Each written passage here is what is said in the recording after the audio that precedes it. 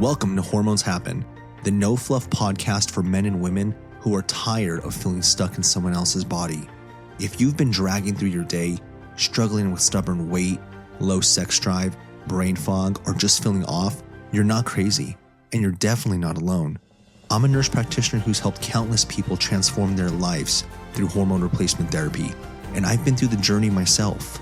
Here, we cut through the confusion, ditch the shame, and talk real solutions. Because it's time to stop just surviving and start thriving. This is your moment to be the hero of your own story.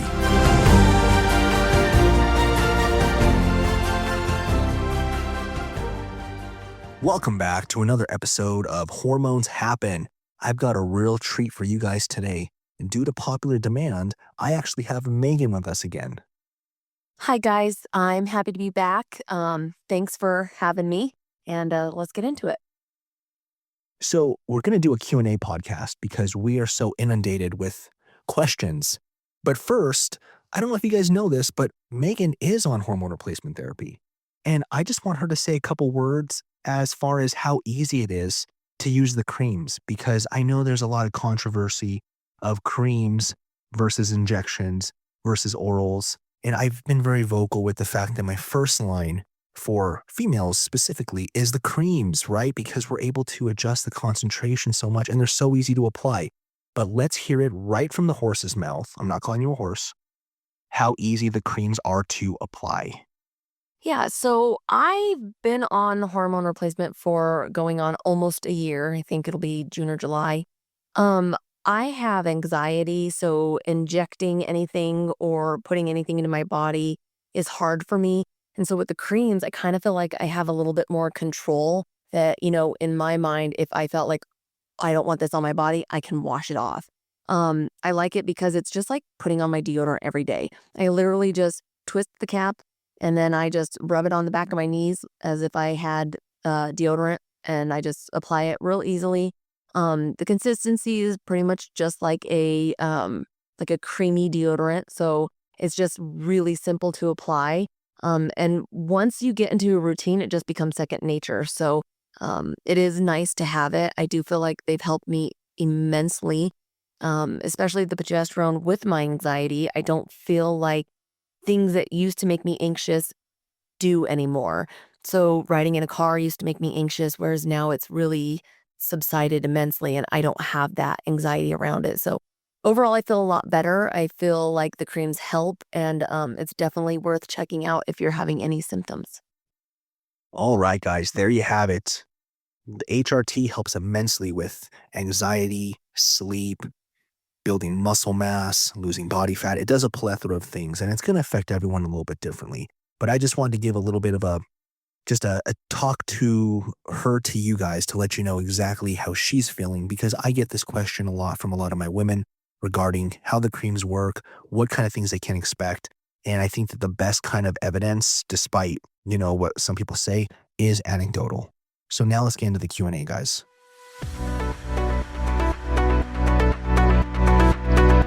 Loving this content? Make sure to follow us on Instagram, Facebook, and TikTok for even more insights. And hey, while you're there, don't forget to like, comment, and share. It really helps us grow. Now, let's get back to the podcast. So Nick from Boise says, I've been on TRT for a year, but still feel weak and achy. Someone said nandrolone could help. Is that legit or risky? That's a great question. So nandrolone is what we call a 19-nortestosterone. And one of the benefits of nandrolone is that it doesn't go through the same conversions to DHT like you have with testosterone. And most of these anabolics, we look at them on a anabolic to androgenic ratio. So testosterone, for example, is 1:1, whereas nandrolone is 10:1, meaning it's very anabolic with little conversion, barely any conversion to DHT, which means that it's safe for the hair, safe for the prostate, low chance of acne. One consideration with this is that if you're using it unproportional to testosterone, typically in a 2:1 ratio, you can develop some erectile dysfunction symptoms, okay? And I have seen this happen. Now, that's not everyone. Some guys do a nandrolone only cycle and they're completely fine. But ultimately, is it risky? I'm going to say no. Now, there are some studies that are done in rats. Okay, realize this, guys, animal studies where they've essentially given these rats incredibly high amounts of nandrolone. They've induced heart attacks and they've seen poor outcomes. Surprise, surprise. Okay. They've also done one in rats where they gave them incredibly high amounts that no human would use. They had them do some exercise and saw some unreassuring findings on their EKG, which just looks at the electrical activity of the heart. Okay. Once they stopped the nandrolone, it returned back to baseline. Okay. But those are two animal-based studies. As far as the safety profile, it's high when being used responsibly. Now, the next thing for joint pain, the studies do very clearly support its use for joint pain. It is very effective. It can help to improve synovial fluid in the joint space, which is the fluid that provides nourishment and cushion to the joints. So it's very effective. I've used it for several patients with great effect. Okay, this one comes from Matt, Grand Rapids, Michigan. Can I have kids while on TRT, or is that game over unless I stop everything? Another great question. Now, this is something that should be discussed with all men, regardless of age, starting TRT, is when we start to use exogenous forms of testosterone, whether that be a pill, a cream, or injection, our brain doesn't know that, right? Our brain does not know that you're poking yourself every other day, right? Once a week, twice a week. It thinks it's making too much of these hormones, too much testosterone. So what does it do? It stops producing the stimulatory hormones, LH and FSH. That causes a decrease in our endogenous testosterone production. And the way this affects fertility is that it decreases our intratesticular testosterone, which is typically 10 times higher than our testosterone in our blood. And we need high levels of testosterone intratesticularly to have healthy sperm. So when it's low, whether it's naturally low or it's suppressed because you're on exogenous forms, it negatively affects fertility. Now, what's important to know is that it is not birth control. And I have several patients who have children now that they're on TRT and they didn't before. So going back to the actual question, there are adjunct medications that you can take to improve fertility while you're on TRT, such as enclomiphene, HCG, donatorelin. These are all essentially medications that help to improve your natural endogenous production of testosterone. Now, worst case scenario, you may have to take a break from the TRT to allow your testosterone levels to come back to baseline. And at that point, your intratesticular testosterone will also be at baseline and fertility will be back to normal. Hormones are tricky, guys, and things are always changing. To stay up to date, check out the blog on stillcity-trt.com. Now back to the podcast. Is starting TRT in your 30s too early if you're not completely tanked yet? And that one comes from Ethan in Cincinnati. Absolutely not. Now, this is something that is very commonly asked. Does your testosterone really need to be damn near zero to get on TRT? And is there a cutoff as far as age?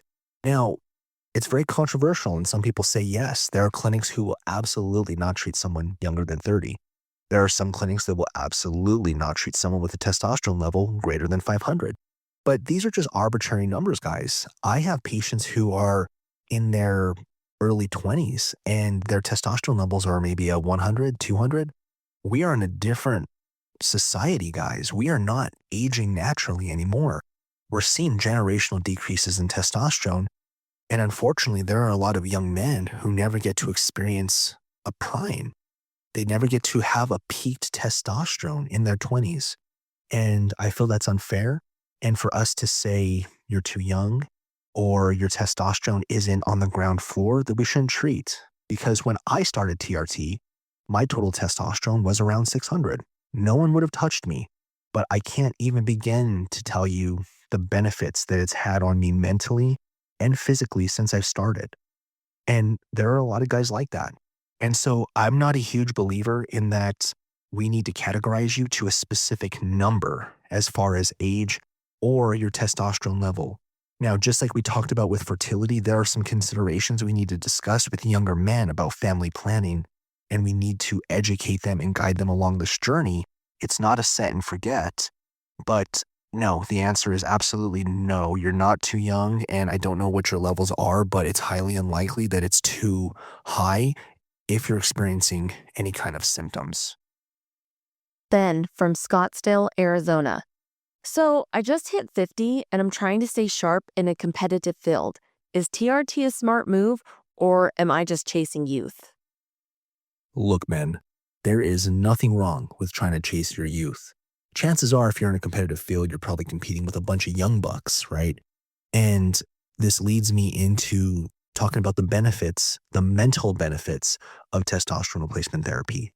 So, there are several things that testosterone does outside of physically, but mentally, that help us to perform at a higher level, but also be more present. I have had many men who are having very troublesome relationships, not always because of libido, but just being able to connect, being able to engage in life, who will come back to me and say, TRT has made a significant change in my marriage. It has saved my marriage. I hear that. And some of the things that it does is, let's talk about the depressive effects, the antidepressive effects. Testosterone actually increases what are called serotonin reuptake transporters. Okay. This is the same mechanism of action as a Prozac. It's a natural antidepressant. That's why as we get older, we become a little more depressed, whether or not we talk about it as men or not. It happens. And it's because of hormonal imbalances.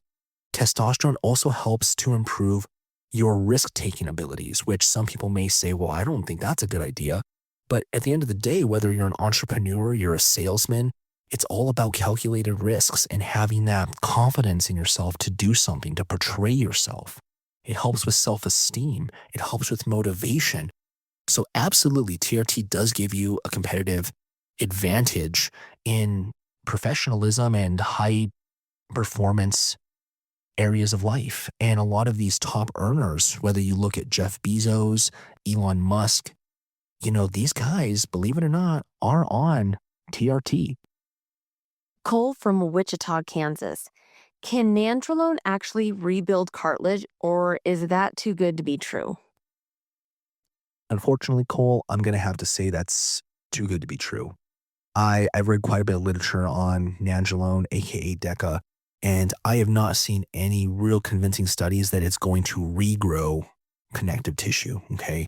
It's going to help with pain. It's going to help with healing, but regrowth is a little bit of a stretch. And I wouldn't recommend someone get on nandrolone with the hopes that they're going to regrow any kind of connective tissue.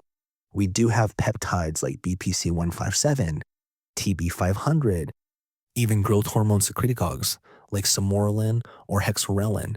And these peptides are shown to be more effective at helping with healing of connective tissue. But as far as nandrolone goes, it's going to help to build muscle. It's very anabolic. It's going to help with joint pains. I would not tell anyone that it's going to regrow connective tissue. But once again, there could be some literature that I am not privy to. Jason from Denver, Colorado. Is it normal to feel like I'm stalling in my 40s? I'm sharp, but I just can't push it like I used to. Could testosterone be right for me? Well, Jason, I'm not a psychologist, and I mean, it's probably normal to have a stalling career at some point. I can tell you that TRT is going to help with a lot of mental aspects, as we just talked about. Is it going to correct whatever roadblock you're facing? Hard to say, all right? I can't necessarily say yes, but what I can tell you is that you can expect some extra drive, extra motivation, calculated risk taking, and all these things could help you cross that hurdle, whatever it may be. The other option, maybe a new career, right? It's definitely hard to say. I don't know your exact situation, but I wouldn't necessarily tell you that this is TRT is going to be the panacea to your problems as far as your career goes. But if your issues are lack of motivation, lack of drive, lack of ambition, TRT will definitely help you in those areas. If you're serious about optimizing your health, don't stop here. Visit stillcity-trt.com for in-depth information on all things HRT and TRT. Now let's get back to the show. Derek from Santa Barbara, California asks, I've seen a lot of people on TikTok talk about TRT injections, but I don't really like needles. As a man, I feel like I should just deal with the injections. Is there an alternative? Can men use creams, or is that strictly just for women? Derek, fear not. Creams are both men and women friendly. In fact, I'm on the creams myself, but let's talk a little bit about that. So there are some considerations we have to have with creams, right? The first and foremost is the biggest benefit is that you don't have to poke yourself. The second biggest benefit is that you will never achieve steadier levels than on creams. But how do we do that? That's because we are applying it twice a day, but not just anywhere. Okay, not just anywhere. That makes a huge difference. To the scrotum. I know, guys, I know. But this could be a difference of 700 points on your levels, okay? But not just any scrotum, right? One more layer to this. You got to shave it, guys. Razor shaven. And that makes a huge difference because any cream that's attached to the hair on the scrotum is not going to be absorbed by the capillaries. So if you're the kind of guy that says, look, I can apply this cream twice daily to a shaven scrotum, every other day shaving, you will have phenomenal results. I have seen many, many patients on creams have levels well over 1,500 on the creams. Now, one thing we need to think about is injections. Really, the sky's the limit as far as dosing. With creams, the highest concentration that we can actually maintain and have it be stable is 200 milligrams per milliliter, okay? Because really, when you're making a cream, you're putting a solid and a liquid. And while there are pharmacies that have 225 milligrams, even 250 milligrams, that additional will precipitate out. It's not stable. So 200 milligrams is about the strongest your cream will get, which is strong enough for any TRT purposes. So yes, as a man, you can absolutely use creams. It's a very effective method to replace your testosterone. Liam from Charleston, South Carolina. Why does it seem like so many primary care physicians are against providing TRT to their patients? I want to get on it, but my physician won't let me, and now I have to look for an outside clinic. Can you help? All right, Liam. So I don't want this response to be physician bashing because there are plenty of other providers, NPs, PAs who also work in primary care. And it's really not even their fault, right? Primary care providers are the backbone of healthcare, in my opinion. I respect them. I work very closely alongside of them, and I am also one. So really, it's just a lack of information, a lack of knowledge, and the information they are getting are usually from biased studies, and they are truly under the assumption that these are harmful and they're doing their due diligence to help protect you. Originally, when I first got out of school, I was in the same camp. I thought these hormones were harmful. I said it was a last resort for anyone. And as I really dove into the research for myself, my eyes were opened to the amazing benefits and the unfortunate stigmas that surround it. So chances are your provider's not doing it in a personal way against you. They just don't know. And that is why there are hormone clinics like mine to help treat you and even educate those providers. Brandon from Sioux Falls, South Dakota. I want to get on testosterone, but I keep hearing that once you start, you can never come off. And that kind of scares me. Any advice on this? Now, this is a very controversial subject, and there are a lot of providers, physicians, NPs, PAs out there that might disagree. But from the research that I've seen and the actual patients that I've treated, your baseline testosterone level, as we discussed earlier, will return once you're off of the exogenous forms of medication. Now, if you listen to other podcasts like The Drive by Dr. Peter Attia, he does not agree with that, and that's okay. We don't all agree on things. But regardless, what I've seen is those baseline levels will come back. And what that means for you is that you don't need to be on testosterone forever. You can be on it as long as you want. While you're on it, your natural testosterone will be suppressed. But once you get off of it, your body will sense that testosterone level fall below baseline, and then it will readjust. Now, one thing to consider is that as you're getting older and you're on TRT, the gonads, the anterior pituitary gland, the hypothalamus, all these organs will continue to age, and they won't be as effective or efficient as signaling and stimulating and being receptors. So you will still have a decline in your baseline as you get older. So if you're on testosterone for, let's say, 20 years, your baseline is now 20 years over what it was when you started. So that's something to consider as well. But no, from all the research I've seen and all the patients that I've treated, when you get off the medication, your brain's smart, guys. It senses that decrease in the testosterone and it starts to make its own again.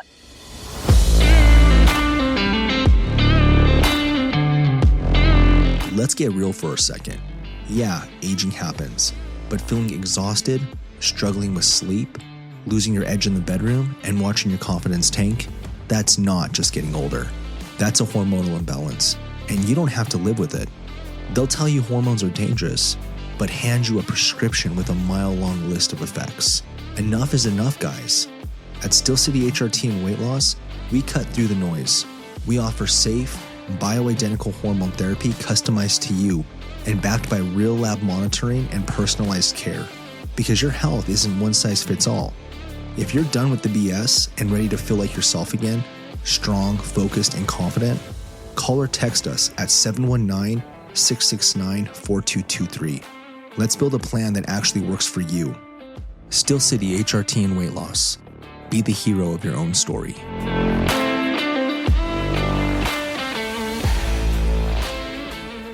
Jacob from Missoula, Montana.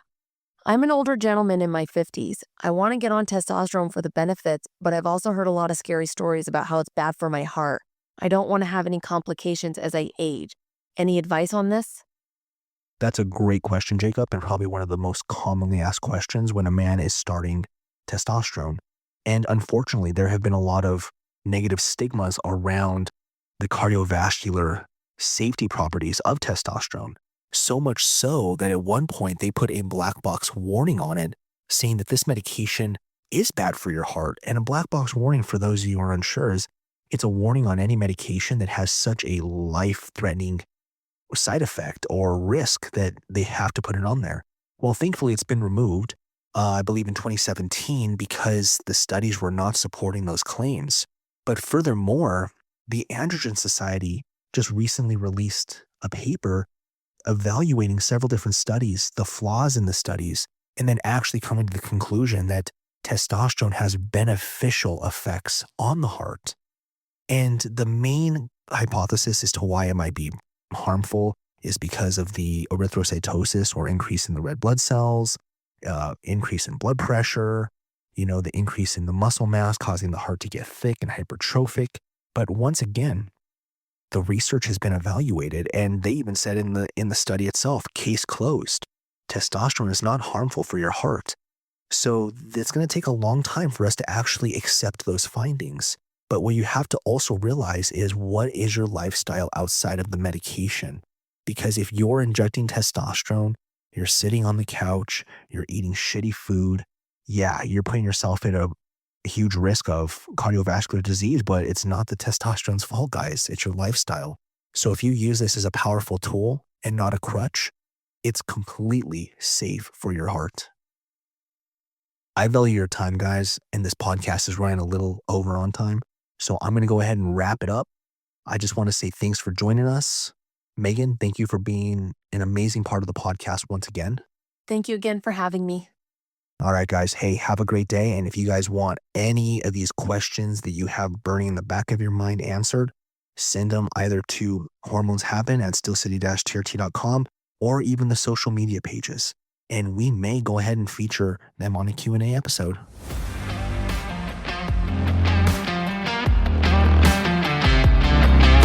That's a wrap on today's episode of Hormones Happen. I hope you're walking away with some clarity and confidence. If this resonated with you, let's keep the conversation going. Connect with us on Facebook, Instagram, or over on the blog. And if you haven't yet subscribed yet, go ahead. It's the easiest way to keep growing and learning. As always, we believe in your power to heal, thrive, and lead. Be the hero of your own story.